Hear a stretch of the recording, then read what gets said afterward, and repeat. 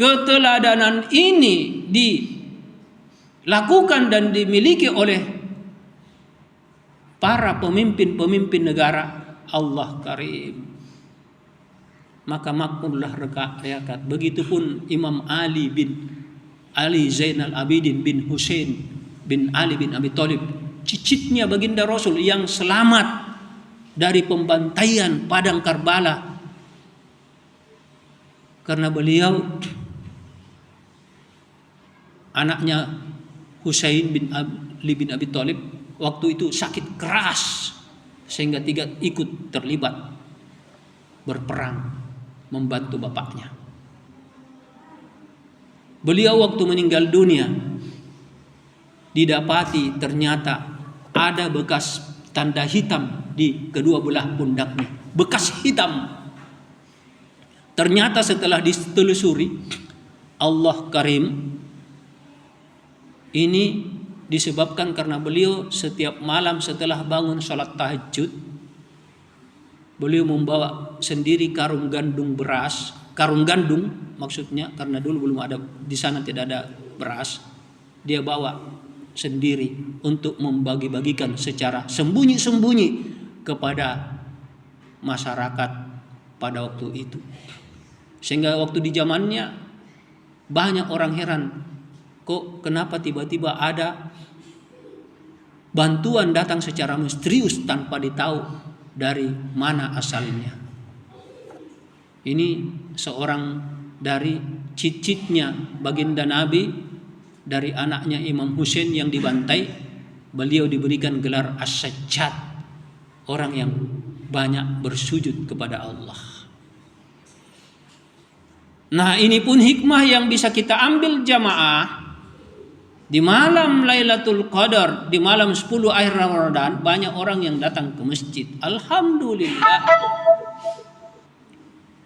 Salat tahajud ramai. Sekiranya saja ini dilakukan oleh sebahagian dari umat Islam, bukan hanya di akhir 10 malam Lailatul Qadar akhir Ramadan. Seandainya kalau umat Islam ini istiqomah, rajin bangun sholat tahajud,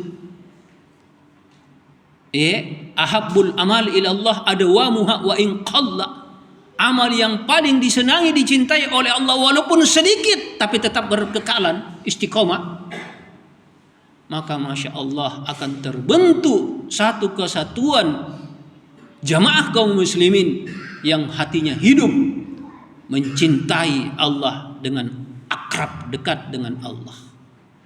Hatinya hidup untuk selalu menebar kesucian di dalam hati. Hatinya hidup tidak hanya lebih memperhatikan ilmu bacaan, ilmu akidah, ilmu tauhid, ilmu muamalah, ilmu fikih dan yang lain sebagainya, tapi dia lebih memperhatikan keadaan ruhaninya, hatinya, batinnya. Wa rabbaka fakabbir wa syiyabaka fatahhir. Besarkan Tuhanmu, jangan engkau besarkan yang lainnya. Kelompokmu, golonganmu, pendapatmu, hargai mereka. Dan bersihkan pakaianmu, bukan pakaian lahir tapi pakaian batin. Qad aflaha man tazakka wa qad khaba man dassaha. Beruntung orang yang mensucikan jiwanya, hatinya. Rugi orang yang mengotori hatinya dan jiwanya.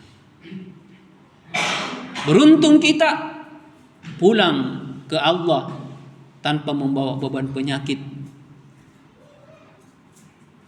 Ya. Pulang tanpa membawa sifat-sifat jelek. Kita kembali, ya ayuh nafsul mutmainnah, hai jiwa yang tenang. Apa jiwa yang tenang? Selain dia akrab hatinya banyak berzikir,